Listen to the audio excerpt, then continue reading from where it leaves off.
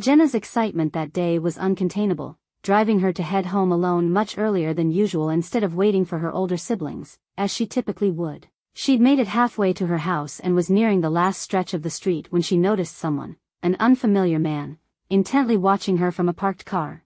Later, Jenna would describe the way his cold, piercing eyes gave her an uneasy feeling, though at the time, she brushed it off and kept walking. Still, as a precaution, Jenna crossed to the other side of the road, even though her house was on the side she'd just left. Something about the man's unwavering gaze told her to put some distance between them. Just as she thought she was in the clear, the man stepped out of his car and called out to her. He gestured toward the side view mirror on his car, which was hanging loose, and claimed he was trying to fix it but was having trouble. He explained that he'd injured his leg in a bike accident, which made it difficult for him to bend down and retrieve something that had fallen between the car seats. To make his story more believable, he winced and limped noticeably, using the car door for support, his expression warm and friendly. Jenna, despite her better judgment, felt a pang of sympathy. The man's act was convincing enough to make her believe he genuinely needed help. Against her instincts, she approached the car. The two of them walked over to the passenger side together, and she noticed that the driver's door was already shut tight. The man pointed toward the gap between the seats, and as Jenna leaned in to try and grab the item he described, everything changed in an instant. He shoved her into the car and slammed the door shut behind her. Realizing she'd been trapped, Jenna screamed and frantically tried to open the doors, but they were locked. The man had clearly planned for this exact moment. Suddenly, the limp he'd exaggerated disappeared, and he moved with shocking speed, running around to the driver's side, hopping in, and speeding away. Everything had been so meticulously orchestrated that no one in the area, not a single pedestrian or passing driver, seemed to notice what had just happened. The street was quiet and deserted, making it the perfect setting for his horrifying plan. Meanwhile, Jenna's brothers were just leaving school, expecting to catch up with her on their usual walk home.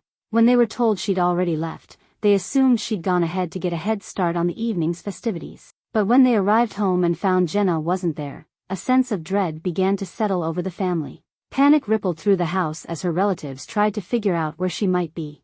Jenna's absence was completely out of character, and everyone feared the worst. While her family was frantic, Jenna was trapped in the man's car, sobbing and begging him to let her go. Her cries fell on deaf ears. Instead, he calmly reached for a lock and chain, further restraining her within the vehicle. He then drove to an abandoned shopping center parking lot, desolate, empty, and hidden from view. Pulling into a secluded spot, he tossed a bag of clothes toward her and ordered her to change. Terrified of angering him, Jenna obeyed, folding her old clothes into a neat bundle once she'd changed. But the man grabbed the bundle and discarded it into a nearby dumpster without hesitation. At this point, he revealed a gun, showing it to Jenna as he delivered a chilling threat. If she tried to escape, he wouldn't hesitate to use it. Then, as if things couldn't get any worse, he pulled out a bottle of some unknown liquid and poured her a portion, demanding that she drink it. The substance was bitter and harsh, but Jenna had no choice. As the alcohol coursed through her system, she began to feel dizzy and disoriented. Before she could recover, the man forced her to drink another dose, and soon after, she lost consciousness. His intention was clear: to ensure she was completely incapacitated and unable to resist or flee. When Jenna came to, she found herself in a remote, desolate area. An old, run-down building loomed nearby, and it was clear they were far from any sign of help.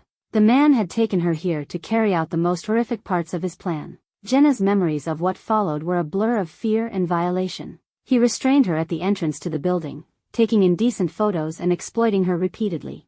Hours later, he left her bound in the car, abandoning her there as though she were nothing. When Jenna finally regained consciousness in the darkness, her head was pounding from the alcohol he'd forced her to consume. Disoriented and terrified, she struggled to make sense of where she was. For the first time, she wondered if her family was searching for her, if they even knew she was in danger. She couldn't imagine how they'd find her in such a remote place, and the crushing realization hit her: she was completely on her own. Back at home, chaos had taken over the Daniels household. Everyone was consumed with worry, desperate to figure out what could have happened to their little girl. Jenna had been missing for hours, and the growing uncertainty about her whereabouts was unbearable for her family. Her parents wasted no time, frantically calling all her friends, hoping someone might have seen or spoken to her. Unfortunately, no one had any information. The last known detail was that Jenna had left school around 4 p.m., but from that point forward, It was as if she had vanished into thin air. She hadn't been seen with anyone, no one had spoken to her, and no one had tracked where she went. Desperate for answers, her parents contacted the families of her classmates, clinging to the hope that she might have gone to a friend's house to play and simply lost track of time. But every call led to the same dead end. Nobody had any idea where Jenna might be. When their search turned up nothing, the Daniels family made the heartbreaking decision to involve the authorities, filing an official missing persons report. The police treated the case with immediate seriousness, recognizing that an 8-year-old girl wouldn't simply run away on her own. The situation was grave, and the officers knew the risks of harm were high. But there was another chilling reason for the police's heightened concern. Jenna's disappearance wasn't an isolated incident. In recent months, 2 other young girls had gone missing under eerily similar circumstances. The police, connecting the dots, believed they were dealing with a serial offender, a kidnapper, possibly a predator, or worse, a murderer. They decided against alarming the public just yet, but whispers of the previous cases had already spread through the community, fueling fear among the locals. The Sanchez family soon learned of these unsettling rumors, and their dread deepened. All 3 girls had been abducted in the same general area, within the same district. One of them, Amber Swartz, was only 7 years old when she vanished from her own front yard. It had happened in broad daylight, right under her parents' noses. No trace of her had ever been found. The second victim, another 7-year-old named Sharana Fairchild, disappeared near her home, and again, there were no witnesses. In both cases, the abductions were swift, and the police suspected a vehicle had been used to facilitate the crimes. Despite their efforts, they hadn't been able to identify the suspect. Now, with Jenna's disappearance, the police feared this was the work of the same individual, a predator who had grown confident enough to strike repeatedly. The timing between the abductions was unnervingly close, with Shiana's case occurring just a few months before Jenna's. Amber had been missing for 8 months, and with each passing day, the chances of finding the girls alive seemed slimmer. Still, the families of the missing children refused to give up hope, holding on to even the faintest possibility of a miracle. All 3 families lived in Vallejo, a detail that seemed far too significant to ignore. The growing pattern made it impossible to keep the public calm, and the police scrambled for evidence to stop the predator before another child was taken. Jenna's case bore a striking resemblance to the earlier ones, including the lack of any solid leads. The only clues were the direction she had headed after leaving school and the time she was last seen. Unfortunately, the street she walked along was quiet, with few people around to notice anything unusual. Investigators canvassed the area, questioning neighbors and potential witnesses, but nobody had seen or heard anything that could help.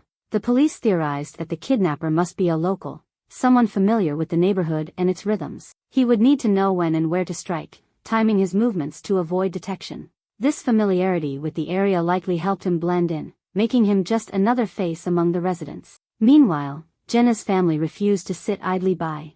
They organized search parties, enlisting the help of neighbors and volunteers who shared their concern. Together, they distributed flyers with Jenna's photo and contact information, covering the town in their desperate search for answers. During this time, a worker at a local landfill contacted the police after discovering a blanket soaked in blood. The discovery sent a shiver through the community, but testing revealed the blood didn't match Jenna's. While it provided no answers, it only added to the family's agony. Unknown to anyone, Jenna was still alive, trapped in her captor's car. The man drove her to various locations, including the outskirts of Vallejo and even into the heart of the city. On some occasions, he stopped in plain sight, parking in areas where patrol cars passed nearby, yet no one suspected him. Jenna was too terrified to scream or signal for help. Paralyzed by fear, she sat motionless, her captor's constant presence ensuring she couldn't take any chances. Even if she had the courage to cry out, she knew the man wouldn't hesitate to hurt her. Over time, Jenna seemed to retreat into herself, as though accepting her grim reality. She waited silently, unsure of what might come next. Meanwhile, her captor kept moving, changing locations frequently. At night, he would park the car in secluded spots, taking long overnight breaks to avoid attracting attention. This strategy allowed him to stay hidden, evading both law enforcement and any curious onlookers. It was a horrifyingly effective method, enabling him to carry out his crimes without detection, even as an entire community searched desperately for Jenna. The man continued to drive aimlessly, choosing secluded areas to avoid attention. At each stop, he would leave the car to grab food for himself but never so much as offered me a sip of water. The only thing he gave me was alcohol, an obvious attempt to keep me disoriented. I was starving, dehydrated, and growing weaker by the minute. It was clear he enjoyed watching me deteriorate, as if my suffering was some sick form of entertainment for him. For 2 days, I went without food or water, confined in that car, too terrified to fight back. At one point, I worked up the courage to ask him where he was taking me. His response sent a cold shiver through me. He said he wanted to stop somewhere with a TV so he could watch the news and see my mom crying over me. I couldn't comprehend the cruelty of it, that he was taking pleasure in my family's anguish. Eventually, we stopped in a city, and he left me in the car while he went into a small shop that had a television. I stayed frozen in the back seat, too weak and scared to do anything. When he returned, he was practically giddy, clutching a flyer with my face on it. He had taken it from one of the volunteers handing them out, and he flaunted it in front of me, mocking how he planned to help in the search for me. His glee was disgusting, and his words felt like knives. The next day, the heat became unbearable. He parked the car in the blistering sun and left me there for hours. It was August in California, and the temperature inside the car felt like an oven. My throat was parched, my head pounded, and I could feel my strength slipping away. Through the cracked window, I saw people passing by, but I couldn't bring myself to call out. The fear of what he'd do to me if I was caught trying to escape kept me silent. By that evening, I was certain I wouldn't survive another day. My mind drifted to something my uncle had once told me: if you don't ask for forgiveness, you won't find peace. Thinking I was nearing the end, I began to pray, asking my family and God to forgive me. Later that night, he drove to a deserted industrial area and parked again. He left the car, heading into some hidden shop nearby. For the first time in 2 days, I felt a faint glimmer of hope. As I sat there, I noticed something he'd forgotten on the seat beside me: a set of keys. One small key stood out from the rest, and I realized it might unlock the shackle binding me. Something inside me shifted at that moment. My fear turned into sheer desperation to escape. With trembling hands, I grabbed the key and tested it on the shackle. To my astonishment, it worked. The chain fell away, and I didn't waste a second. I scrambled over the seat to the front of the car, but the doors were locked. Frantic, I pushed my hand through the small gap in the window, squeezing the key out through the opening. Just as I started to climb out, I saw him returning, his arms loaded with bags. His face twisted in rage as he saw me halfway out of the car. "Get back here," he yelled, his voice booming with fury. But I wasn't going back. I couldn't. Summoning every ounce of strength I had left, I slipped out of the window and ran as fast as I could. He was right behind me, gaining ground with every step. I was weak, and he was much faster. The street was eerily empty, and it felt like I had no chance. Then, as if by some miracle, a pickup truck turned onto the lane. It was heading straight toward me. I ran directly into its path, waving my arms frantically. The driver slammed on the brakes, and without hesitation, I climbed into the truck through the open window. I was crying, shaking, and could barely get the words out, but I told him my name and that I'd been kidnapped. The driver's face hardened with determination. He turned to see the man who had been chasing me, but by then, my abductor was running back to his own car. The driver acted quickly, taking note of the man's license plate and face before the car sped off. He handed me a bottle of water, and I drank greedily, my body desperate for relief. He didn't waste any time. He called the police and told them everything. For the first time in 2 days, I felt a flicker of safety. The police had been grasping at straws up until that moment, but now they had what they needed: a description of the man, his car, and the license plate number. Within hours, they had him in custody. I was finally safe. When the officers showed me his picture, I couldn't stop crying. I identified him immediately. It was Curtis Dean Anderson, a 43-year-old man with a long history of run-ins with the law. Even after his arrest, I kept asking the police if they were sure he couldn't hurt me anymore. The fear of him finding me again lingered, but they assured me he was locked away. When I was reunited with my family, it felt like a dream. My parents hugged me so tightly I could barely breathe, and my house was flooded with people, family, neighbors, and even strangers who had joined in the search. Reporters crowded outside, eager to tell my story, but all I cared about was being home. As for Curtis Anderson, his freedom was finally stripped away. The police had known him for years, but this time, he wouldn't get another chance to harm anyone else. Curtis Dean Anderson had a criminal past, but nothing compared to the horrors he inflicted when he abducted and tormented an 8-year-old girl. Before this, his record consisted of thefts and burglaries. He had served time for these offenses, but his sentences were always short, and his good behavior earned him early releases. He had slipped through the cracks of the justice system for years, avoiding any serious consequences, until now. The fact that his reign of terror was finally halted felt like a miracle. Investigators immediately began digging into his possible connection to other missing children, including Sharana and Amber. They suspected Curtis might have been responsible for numerous disappearances in nearby towns and even across state lines. At first, Curtis resisted cooperating, but the pressure eventually broke him. Within 48 hours, he confessed to abducting Mitzi and revealed chilling details about Shiana's fate. He pointed out the location of her remains on a map, leading investigators to the tragic discovery. Sharana had been subjected to horrific abuse, starved, drugged, and ultimately murdered. Curtis had even recorded his despicable acts on video, a sickening testament to his cruelty. Curtis later claimed to have killed 13 children, but he refused to provide names or specific details, leaving authorities to question whether his claims were true or simply an attempt to cause more chaos. To this day, it remains unclear if his confessions were factual or a product of his twisted imagination. In January 2001, Shiana's remains were found in the Santa Cruz Mountains, confirming her tragic end. Amber's body, however, was never recovered, leaving her case unresolved. Witnesses came forward, placing Curtis at a gas station with Sharana on the day she disappeared, but there wasn't enough evidence to charge him with Amber's death. During the trial, Mitzi sat in the courtroom, staring down the man who had stolen her innocence. Despite her young age, she bravely recounted her horrifying 2-day ordeal in front of the jury. Her family supported her every step of the way, though they knew her battle was far from over. Mitzi clutched her teddy bear tightly for comfort as she faced her abductor. With unwavering courage, she answered every question, painting a vivid picture of the terror she had endured. Her testimony helped secure a conviction. Curtis was found guilty of kidnapping Mitzi and murdering Sharana, and he was sentenced to death. But before the sentence could be carried out, Curtis died of kidney failure in 2009 while on death row. For Mitzi, the nightmare didn't end with the trial. Back at school, her classmates' curiosity quickly turned into cruelty. What began as harmless questions spiraled into taunts and ridicule. Some kids mocked her ordeal, accusing her of seeking attention or suggesting she deserved it. Others cruelly claimed she should have died, finding amusement in her pain. The constant bullying took a toll on Mitzi. Her parents tried to support her, but the damage was already done. She developed severe PTSD, and no amount of therapy seemed to help. By the time she was 14, Mitzi stopped seeing her psychologist altogether. She became withdrawn, depressed, and began having suicidal thoughts. By 15, Mitzi had spiraled into a dark place. She started skipping school, running away from home, and falling in with the wrong crowd.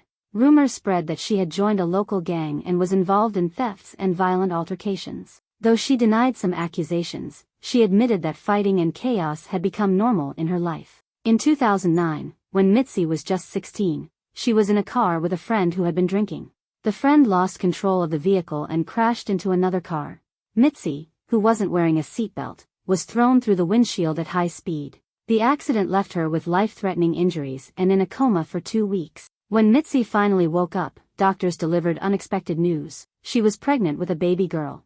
This revelation became a turning point in her life. Despite her injuries and the challenges ahead, Mitzi decided it was time to change. She embraced motherhood as an opportunity for redemption. Determined to give her daughter the life she had never had, Mitzi turned her back on her destructive habits. She sought help, committed to therapy, and worked to heal from her trauma. For the first time in years, she found hope and purpose.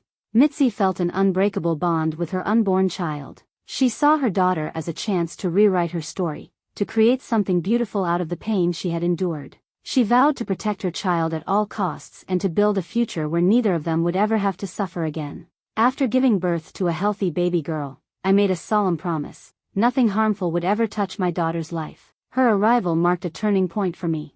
I found the strength to rebuild my life, step by step, with her as my guiding light. A few months after becoming a mother, I came across a heart-wrenching news story about an 8-year-old Latina girl who had gone missing from a nearby city. She came from a large family, and the photos of her bore a haunting resemblance to me at that age. Seeing the raw pain on her family's faces brought back a flood of memories. I knew all too well what they were going through, and I couldn't sit idly by.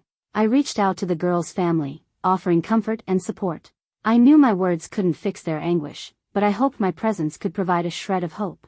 Around the same time, I began volunteering with a foundation started by the father of another missing girl, 12-year-old Polly Kloss. Helping these families became my mission.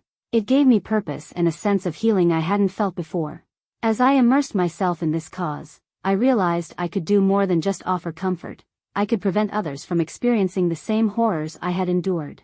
I began visiting schools, talking to children about how to recognize potential threats and stay safe. I created engaging presentations to teach them how to respond to strangers and trust their instincts. Over the years, my dedication grew into something bigger than I ever imagined. I established my own nonprofit organization, focused on supporting abduction survivors and their families. Through this work, I found strength in my pain, transforming it into a tool to help others. Looking back, I understand now just how much I was given, a second chance at life, not once, but twice. I could have let my trauma consume me, but instead, I chose to use my story to inspire change. The courage I found as an 8-year-old to escape Curtis Anderson didn't just save my life, it set me on a path to make a difference. If my story resonated with you, consider subscribing to my channel. Thank you for watching, and remember, no matter how dark the road may seem, there's always a way to find light.